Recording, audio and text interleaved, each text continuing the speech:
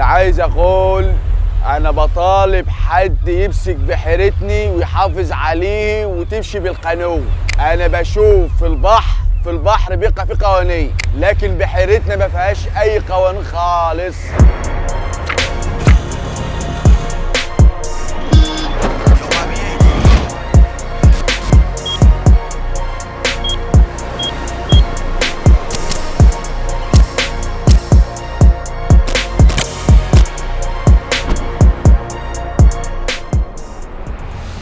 سامي جلال البدوي من برج البرولكس في شارع السيار، بقالي 12 سنه. بتكل كده على الله مثلا الصبح اهوت، وبروح هناك حوالي كده الساعه 10 الصبح برمي الشبك في الميه، على حسب بقى اللي بيطلع بقى، على حسب مثلا ممكن بيطلع فيه سمك، ممكن بيطلع فاضي، على حسب رزقك. والله انا حابب شغلانتي، بس لو فيها انتاج، بس انتاجها قليل بتزهق. ما انت برضه بيبقى معاك برضه ولدتين تلاتي، وتيجي تبص تلاقي دخل قليل. احنا بنجيب السمكتين بنبيعهم في المزاد هنا عندنا هنا بالسله كده، بالسله. بس السله طلع 5 وزنات، السله طلع يجي 8 وزنات على حسب، هم بيبقوا على بعض يعني، بنبيعهم في الحلقه.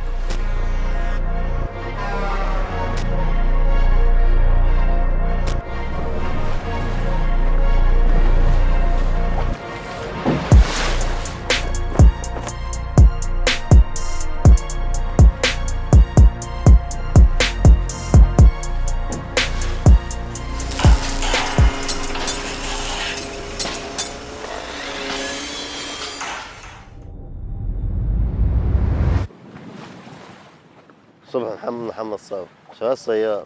أنا بقالي دلوقتي 30 سنة كده شغال في البرول.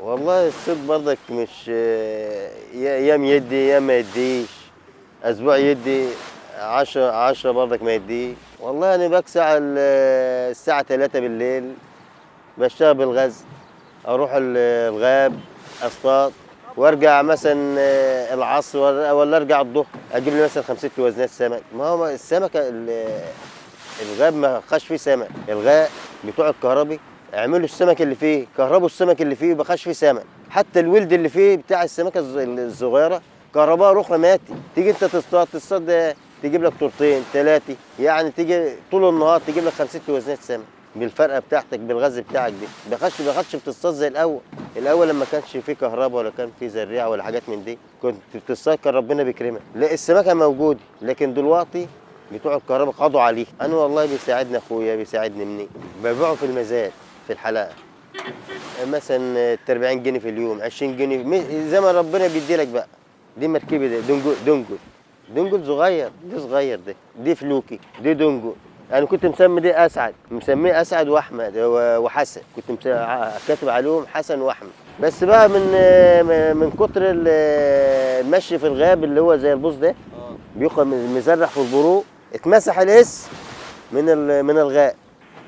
انت بتيجي تشتغل يطلع الغاز ما يفش سمك، يطلع مليان خناديل زي الايه؟ قنديل بتاع البحر، يطلع مليان كده. انت يومك ما جاش، بتقوم جاي واخد بعضك مروح تاني. يعني مثلا انت شغال اهو وربنا فتح عليك ماشي، بتبقى مبسوط، يعني الرزق جاي لك وانت مبسوط بقى، عاوز تتجدعن بقى بالعيال عشان ربنا يكرمك برضك وتجيب حسنتك، وتيجي ايه، تيجي تروح برضك تبيعها برضك حسنتك بدري، عشان برضك عشان تبيعها بدري، عشان تجيب رزق بدري ماشي. برضك بتبقى مبسوط، بتشتغل برضك ربنا كرمك برضك وجاي بتاخد بعضك، بتطلع حسنتك برضك، تبيعها برضك للمزاد، وتطلع حسنة العيال برضك لسمكهم اللي اكلوا وشربوا، وتقوم مروح.